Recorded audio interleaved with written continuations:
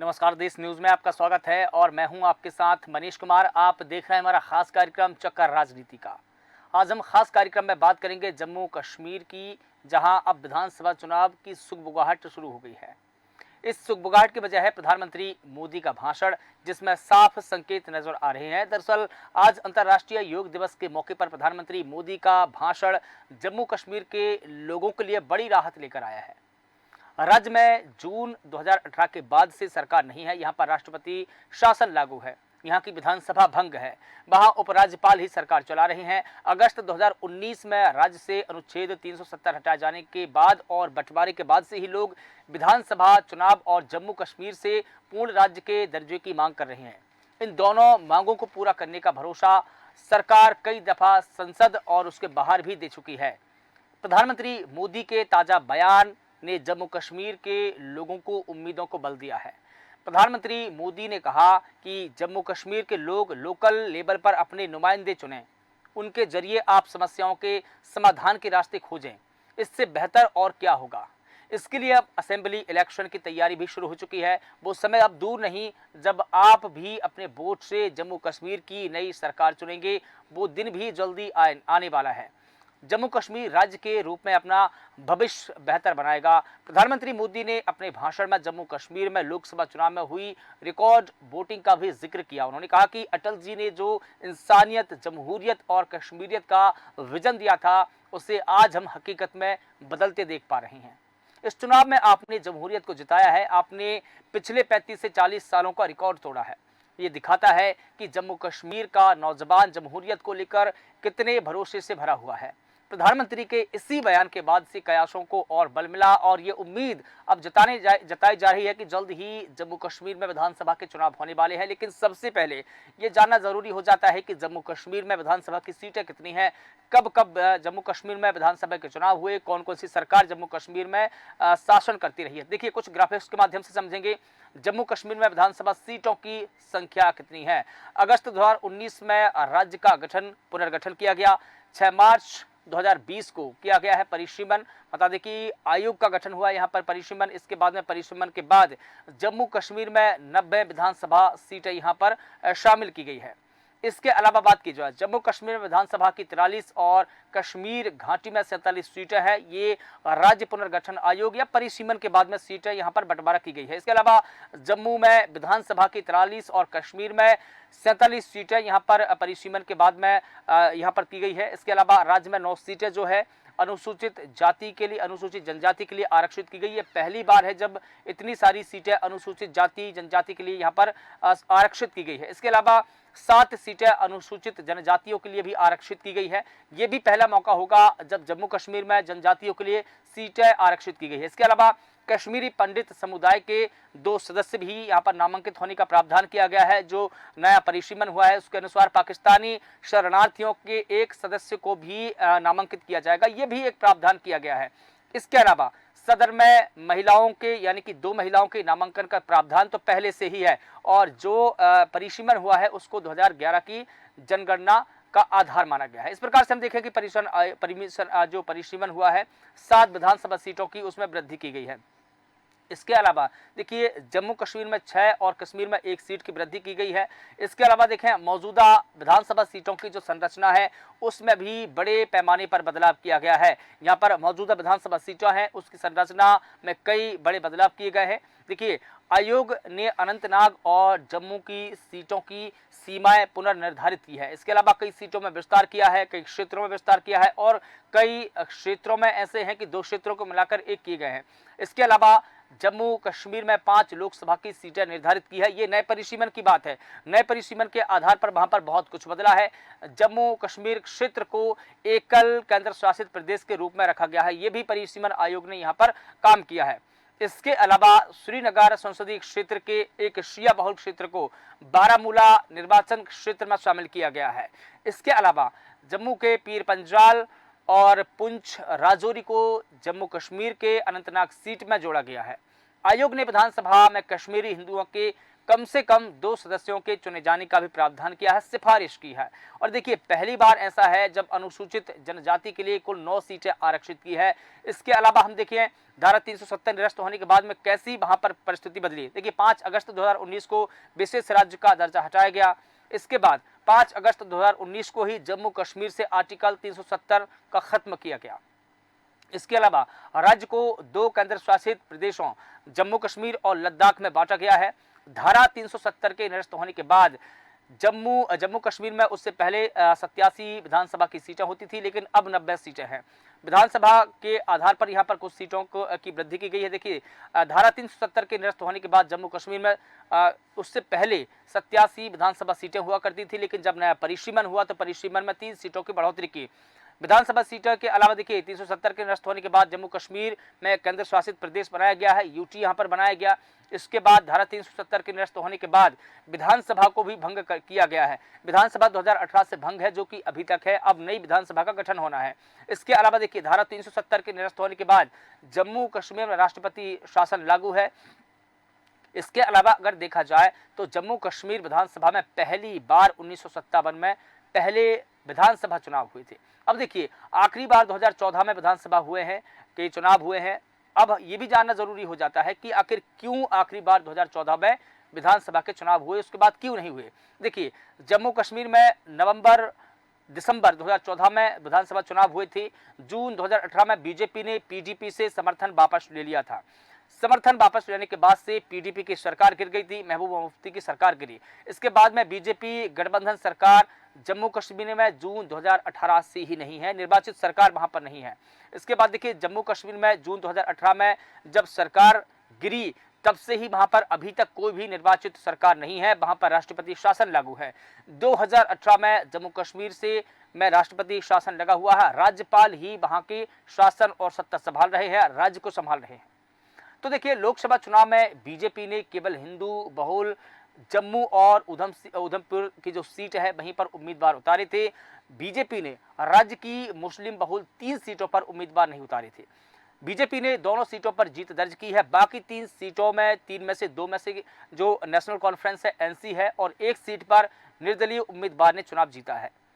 इस लोकसभा चुनाव में बीजेपी ने 24.36% वोट हासिल किए थे।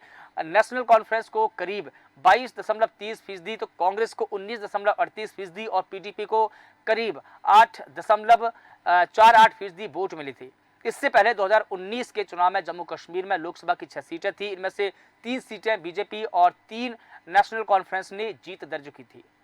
जम्मू कश्मीर में बीजेपी ने सर्वाधिक बेहतर प्रदर्शन किया है। 2014 में जिस प्रकार का प्रदर्शन था उससे बेहतर प्रदर्शन ये भी माना जा रहा है। देखिए 2024 में जो लोकसभा चुनाव हुए हैं उसमें काफी सुधार हुआ है।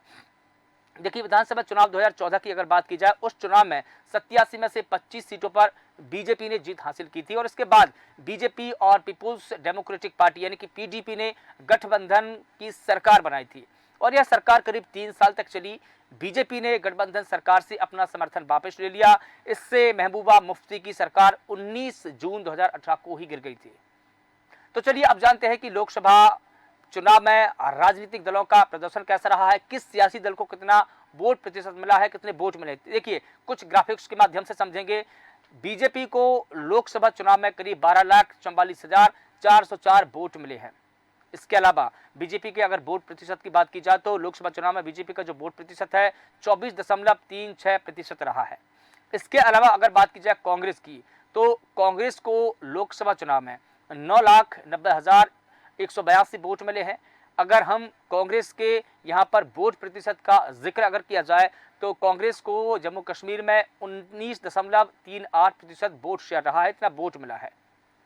इसके अलावा नेशनल कॉन्फ्रेंस की अगर बात की जाए तो नेशनल कॉन्फ्रेंस को लोकसभा चुनाव में 11,39,884 वोट मिले हैं, माफ कीजिएगा 84 वोट मिले हैं। लोकसभा चुनाव में अगर नेशनल कॉन्फ्रेंस का जो वोट प्रतिशत है, वोट शेयर है, उसको अगर देखा जाए तो 22.30% नेशनल कॉन्फ्रेंस का वोट शेयर रहा है। ये लोकसभा चुनाव के आंकड़े हैं।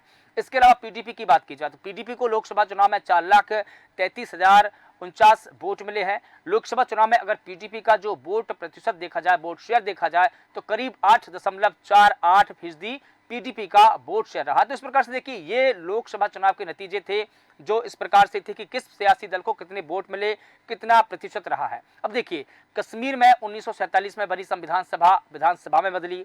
1957 में हुए चुनावों में नेशनल कॉन्फ्रेंस ने नए कश्मीर को अपना एजेंडा बनाया। इस नए फॉर्मूले के साथ चुनाव में ये नेशनल कॉन्फ्रेंस उतरी। इसके अलावा इस चुनाव में नेशनल कॉन्फ्रेंस को 75 में से करीब 68 सीटों पर जीत हासिल हुई। इसके अलावा प्रजा परिषद को 5 सीटें मिली, 1 सीट मंडल को मिली और इसके अलावा 1 सीट निर्दलीय को खाते में चली गई थी। ये 1957 के पहले चुनाव की तस्वीर है। इसके अलावा देखिए इस चुनाव में विपक्षी दलों ने जमकर धांधली का आरोप लगाया। इस चुनाव के दौरान बहिष्कार भी हुआ। कई जगहों पर चुनाव के बहिष्कार की घोषणा की गई। साल 1953 में नेशनल कॉन्फ्रेंस के शेख अब्दुल्ला को गिरफ्तार करके जेल भेज दिया गया। इंदिरा गांधी और शेख अब्दुल्ला के बीच में समझौते के बाद साल 1976 और 77 में चुनावी मैदान में आए। दोनों नेता ने चुनाव जीता, चुनावों में आए। इसके बाद देखिए वर्ष 1962 में जम्मू कश्मीर में तीसरी बार यहाँ पर चुनाव हुए, जिसमें नेशनल कॉन्फ्रेंस में 75 में से करीब 70 सीटों पर जीत दर्ज की और ये सबसे बड़ी पार्टी बनकर उस वक्त उतरी थी। इसके अलावा देखिए बात की जाए अगर प्रजा परिषद की, तो प्रजा परिषद ने 3 और निर्दलीयों में से 2 सीट जीती गई थी। 1967 में कांग्रेस की अगर बात की जाए तो कांग्रेस ने करीब 61 विधानसभा क्षेत्रों पर जीत दर्ज की। जम्मू कश्मीर में नेशनल कॉन्फ्रेंस को 8, भारतीय जनसंघ को 3 और निर्दलीयों ने 3 सीटों पर जीत दर्ज की थी। इसके अलावा बात की जाए राज्य में जब 5वीं बार विधानसभा के चुनाव होते हैं साल 1972 में, तब कांग्रेस को 58 सीटों पर जीत मिली थी। इसके अलावा भारतीय जनसंघ को 3, जमाते इस्लामी को 5 और निर्दलीय उम्मीदवारों को 9 सीटें मिली थी। साल 1975 में शेख अब्दुल्ला को जेल से रिहा हुए थे।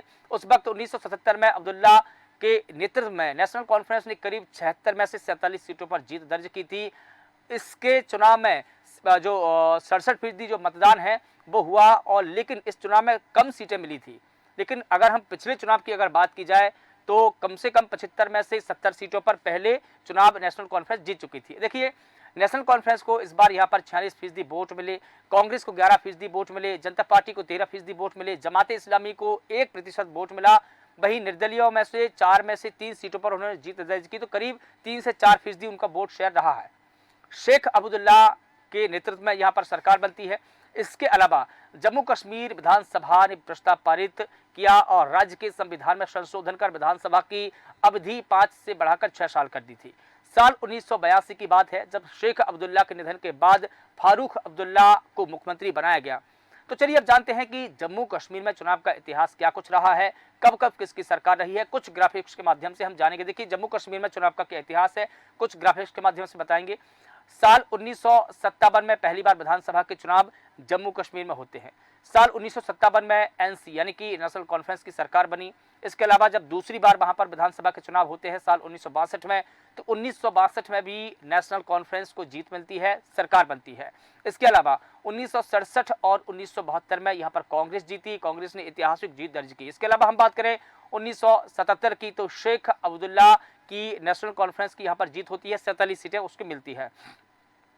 इसके अलावा अगर बात की जाए 1983 की, तो 1983 में एक बार फिर से एनसी को बहुमत मिला, एनसी की सरकार बनी, एक बार फिर उनको मौका मिला। 1977 में भी देखिए जब शेख अब्दुल्ला की जीत हुई थी उस वक्त भी उनकी सरकार बनी थी। लेकिन 83 में भी जब चुनाव होता है तो 1983 में एक बार फिर से एनसी यानी कि नेशनल कॉन्फ्रेंस को मौका मिलता है, बहुमत मिलता है, वो सरकार बनाती है। साल 1987 की अगर बात की जाए तो साल 1987 में एनसी कांग्रेस गठबंधन की जीत होती है।